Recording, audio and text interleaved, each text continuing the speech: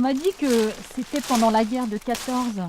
Les femmes et les enfants venaient à la Croix de Carouge avec les vieux. Ils venaient prier pour leurs soldats. C'est ce que m'a dit ma grand-mère aussi. Elle n'était pas de la Touche, mais elle venait de temps en temps avec sa mère. Elle m'a raconté qu'au fil du temps, du monde venait de partout et de plus en plus nombreux. Mais pourquoi à la Croix du Carouge? J'en sais fichtrement rien. Tu crois que des gens de notre génération ont déjà su ça? Parce qu'il faut dire que nos aînés étaient plutôt des taiseux. Ça pour sûr. Ils savaient garder leurs secrets. C'est pas comme maintenant. Va te raconter quelque chose, toi, de nos jours, à une bonne femme. Tu vas voir que dans les quelques minutes qui suivent, tout Pleuhermel communauté sera au courant. Tais-toi, vieux radoteur. Arrête tes plaisanteries. L'histoire des femmes pendant la Grande Guerre est tellement triste. Triste et oubliée d'ailleurs. C'est vrai, c'est vrai. Elles ont fait marcher l'économie.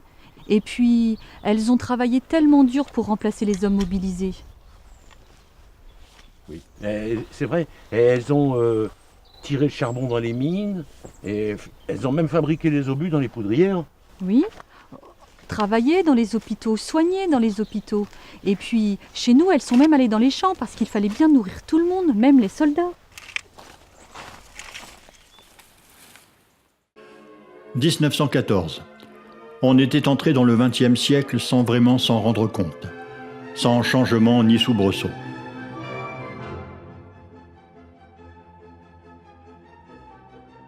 Pourtant, le progrès apportait chaque jour son lot de nouveautés, d'outils plus performants et de moyens de transport plus rapides. L'école était devenue obligatoire, mais les champs manquaient de main-d'œuvre.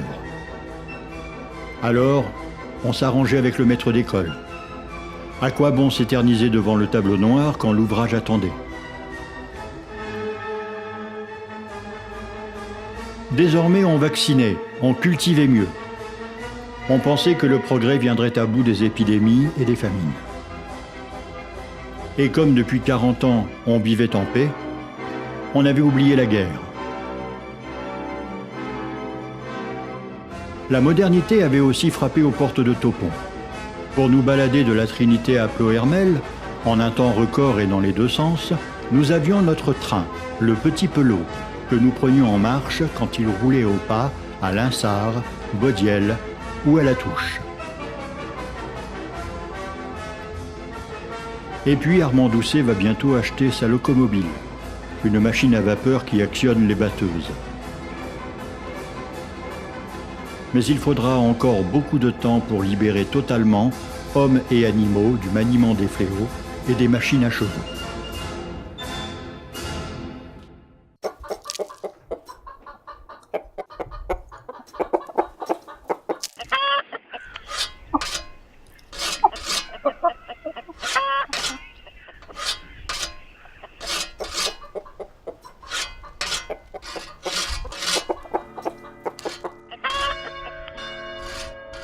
Tiens, les cloches. Ce n'est sûrement pas pour un mariage. Papa, on ne se marie pas à 4h de l'après-midi. Un enterrement peut-être? Ou un baptême? En tout cas, c'est sûr que ce n'est pas pour annoncer la messe. Parce qu'aujourd'hui, c'est samedi.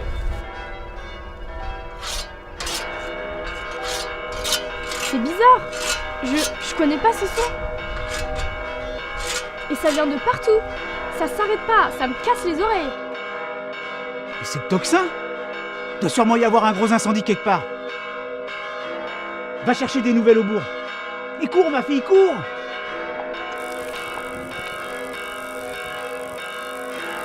Mais c'est la guerre! C'est la guerre! La guerre? La guerre? Quelle guerre? Moi je sais pas. Mais la guerre contre qui? On m'a dit que c'était contre les Allemands. Pourquoi ils veulent la guerre, ceux-là? S'ils la veulent, ils l'auront. On va la faire où, cette guerre? C'est pour tout de suite? On n'en aura pas pour bien longtemps. Le 2 août, on placarde l'ordre de mobilisation pour appeler les hommes de 20 à 48 ans à rejoindre les casernes. Ils seront près de 3 millions à renforcer les 800 000 soldats d'active. Ils sont partis la fleur au fusil. espérant que cette guerre serait brève. Mais tout de même, en pleine saison des moissons, tout laissé à l'abandon. Ils sont partis par devoir et avec le terrible regret de laisser le travail à leurs femmes, à leurs vieux parents et à leurs enfants. Ils sont tous partis. Aucune famille n'a été épargnée.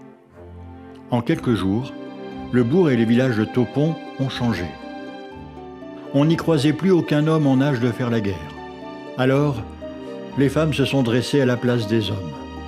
Partout, elles se sont relevées spontanément. Elles ont repris le travail.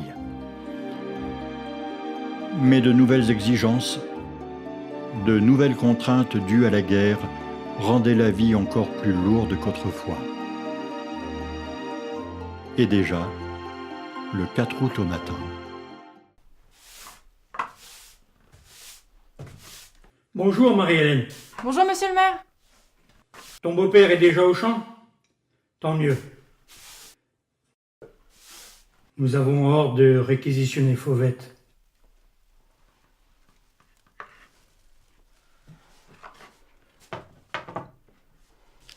Pauvre Fauvette.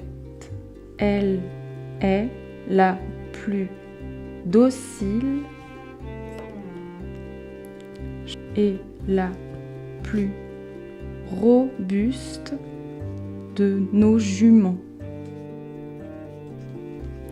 Je l'aime bien. Bien sûr, ils nous ont laissé la lunode, comme tu l'as appelée, à cause de ses lubies. Mais toi, mon Jean-Marie, tu l'as dressée et domptée. Demain, c'est moi qui vais devoir l'atteler pour finir la moisson chez Jeannette. Je ne sais pas si je vais y arriver. Pauvre Jeannette, comment va-t-elle s'en sortir avec ses 4 kenyao? En plus de ses enfants, elle a son beau-père à s'occuper. Ici aussi, je suis à m'occuper des chevaux, mais je n'ai pas vu la Fauvette. Des chevaux, il en arrive tous les jours par le train et on va les chercher à pied à la gare. On commence par leur donner à boire. C'est pas possible de traiter des bêtes comme ça. C'est pitié. Sinon, ça va à peu près. Tu espérais un garçon, mais c'est une petite qui nous est arrivée le 6 septembre. J'avais demandé à Francine qu'elle appelle la petite Louise, mais elle n'a pas voulu. C'est la tradition qu'elle m'a dit. C'est toujours le parrain ou la marraine qui choisit le prénom. Avec la naissance de la petite, je ne suis pas allée au pardon du Roncier. Il y avait beaucoup de monde, paraît-il. C'est toi qui devais porter la bannière de Topon. C'était ton tour. Mais papa s'en est chargé. Voilà un mois que tous les hommes du village sont partis. Ici, on dit que vous êtes au front. On entend dire qu'il y a des batailles. On n'en sait pas plus. Il y a eu de la bagarre contre les autres. Ils filaient vers Paris, mais on a réussi à les arrêter. Maintenant, on se bat pour un coin de terre par-ci ou un coin de bois par-là. On gagne 3 fois rien, mais chaque fois, on a des morts et beaucoup de blessés. Après, on repère tout, et il y a encore des morts. Alors on n'avance plus, mais on ne recule pas non plus. Personne ne comprend ce qui se passe. C'est de leur faute à ces boches. Nous, on ne leur a rien demandé. Il me tarde de rentrer. Ta fille dort tranquillement. C'est un ange en ces temps de malheur. Ah bah là, c'était vraiment... Aujourd'hui, j'ai buté bon, les après, pommes de c'est vrai terre. que c'est pas tout. Ah, la lunode, elle n'obéit toujours pas. À l'ouvrage, j'ai attrapé mal au dos. Les manches du butoir sont bien trop longues pour moi. pourquoi Boudiou fabriquait des outils à la taille des hommes. Déjà au labour de l'automne, j'avais du mal à manier la charrue. Mais je ne vais pas me plaindre. J'ai eu des nouvelles de Mathilde, la fille du maréchal Ferrand. Elle fabrique des obus à l'arsenal de Lorient. Elle voulait un meilleur salaire que brodeuse à Ploërmel. Elle travaille tous les jours de la semaine et parfois jusqu'à 12 heures dans la journée. Nous, Dieu merci, nous avons encore un toit et une soupe de légumes de notre jardin. Et nous ne sommes pas seuls.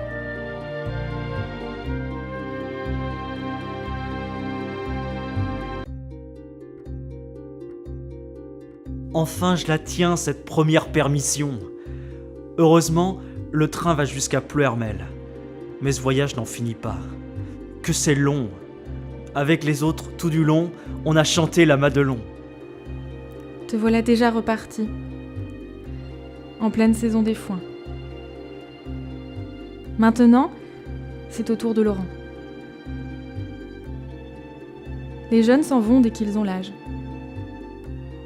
Les villages se vident. Bonjour Marie-Hélène. Ah bonjour Gabriel, entre.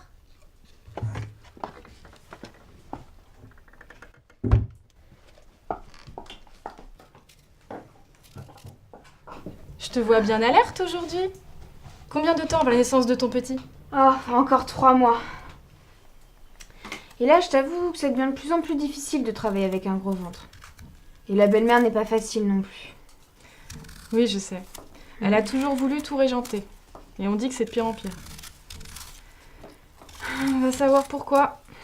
Si c'est à cause de l'âge ou de la guerre. Oh bah hier, il y a eu une belle chicane à Baudiel. À cause des poules qui vadrouillent de part et d'autre, ils vont pondre chez les voisins. Quelle histoire. La belle-mère est partie réclamer ses œufs. Et comme la jaquette n'est pas commode non plus, il y a eu des mots. Le beau-père s'est moqué. Oh là, entre les poules et les bonnes femmes, on ne sait pas lesquelles qui caguette le plus fort là-dedans. Oh, toi, espèce de loche, là! Commence à porter la culotte avant d'ouvrir ta goule, non? Oh, tu commences à me les rouges, avec tes poules et tes cocos, là. Qui c'est qui les rouge, les poules et le coco, d'abord? Non, bien sûr, mais t'as pas besoin de tes carcoyeux comme ça, là. Non, mais alors? Tu resteras bien prendre un bol de soupe ce midi? Ah, ça me ferait plaisir, mais je veux surtout pas déranger. Mais tu déranges pas. J'étais seulement venue t'apporter le journal. C'est vrai qu'au bout du village, vous êtes servi après tout le monde. C'est pas bien grave, hein. Tu sais, comme les nouvelles ne sont pas fameuses, on n'est pas vraiment pressé de les lire. Merci.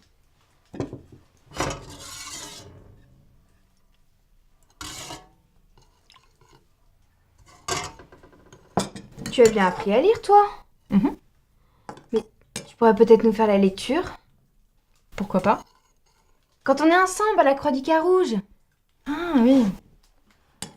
Certaines ont aussi du mal à écrire. Ouais, c'est vrai. Toutes les deux, on pourrait les aider à lire leurs lettres et à écrire à leur bonhomme. Et en plus, même quand les nouvelles ne sont pas bonnes, au moins on sera ensemble.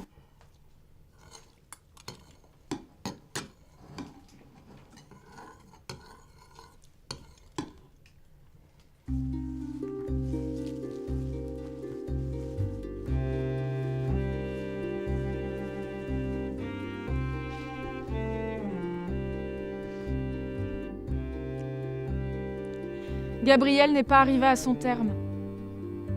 Début août, elle a perdu son petit. Trop de penel et de tristesse, a-t-on dit au village, et puis elle a repris le travail. Personne n'a rien dit quand on l'a vue à l'entrée du champ des Fontagnes avec sa fourche. Tiens, Gabrielle est revenue. On aurait aimé l'accueillir, la réconforter, lui demander des nouvelles d'elle et de son homme. Mais on ne savait pas quoi lui dire. Puis nous étions à l'ouvrage. C'était son premier et elle est encore tellement jeune.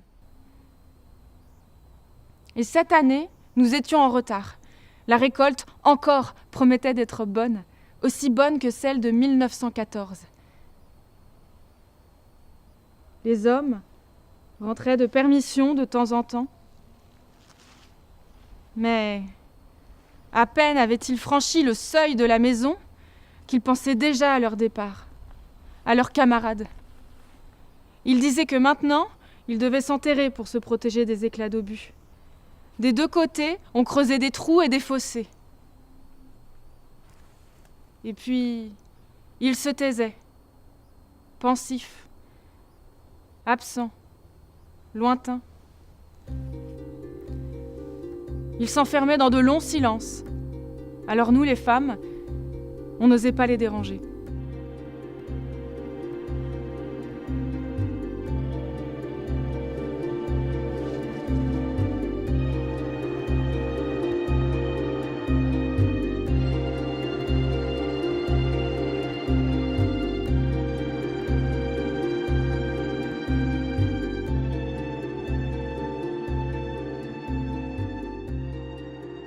Ma chère femme, je suis très heureux de te savoir de nouveau enceinte.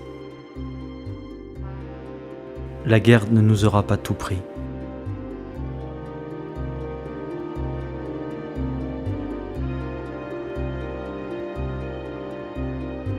C'est l'enfer. Jamais de paix, jamais de repos. Toujours la peur au ventre avec le vacarme des tirs. Les tirs, c'est terrible. Les tirs d'artillerie qui... Quand ils commencent, on ne sait pas quand ils s'arrêteront. Ils finiront par nous péter aux oreilles et à la gueule. Juste après les tirs, les autres vont sortir de leurs trous et monter à l'assaut. Marie-Hélène, je veux voir notre fils. Ici non plus, ça ne va pas bien fort. Nous faisons de notre mieux pour chauffer la maison et manger à notre faim. Nous avons fait une bonne récolte de pommes de terre, mais nous n'étions pas assez nombreux pour les arracher. Ça a été long. Nous avons fini à la Saint-Charles. Une partie des pommes a pourri au pied des arbres et les betteraves ont gelé dans les champs. Heureusement, il nous restait assez de foin pour nourrir les vaches. J'aide monsieur le maire de temps en temps à faire les papiers. Il s'est fâché après le préfet, qui demandait pourquoi les femmes de Topon n'arrivent plus à faire autant de tricots pour les soldats au front, comme si on n'avait que ça à faire. La mère a pris froid à la Toussaint. Elle a fait une mauvaise bronchite. Bien sûr, elle parle de toi. Assise dans son coin du foyer, elle marmonne parfois des prières, ou peut-être ses souvenirs, ou encore, je pense qu'elle te parle. Auguste, ton frère, est rentré. Il se force pour nous faire rire. Il a été soigné dans un hôpital quelque part du côté du Mans. Je crois qu'il a rencontré une jeune fille là-bas, une infirmière. Comme il ne peut plus travailler dans les champs, il m'aide à faire les papiers de la mairie. Il y a de plus en plus de mauvaises nouvelles du front. C'est terrible. Tous les villages sont touchés. Parfois, plusieurs morts dans un seul village. 11 à Kelnock.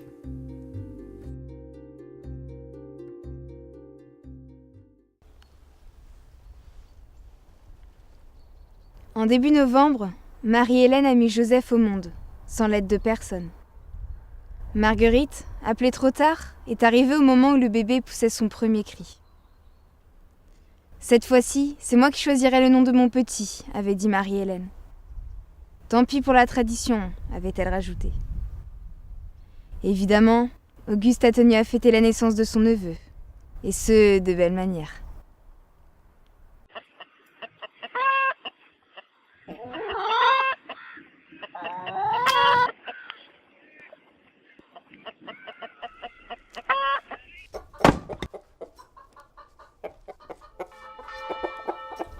Les cloches. À 11h du matin, c'est sûrement pour un mariage. On se marie pas un lundi. D'habitude, on se marie le mercredi. Encore, depuis le temps qu'on n'a pas eu de mariage à Topon.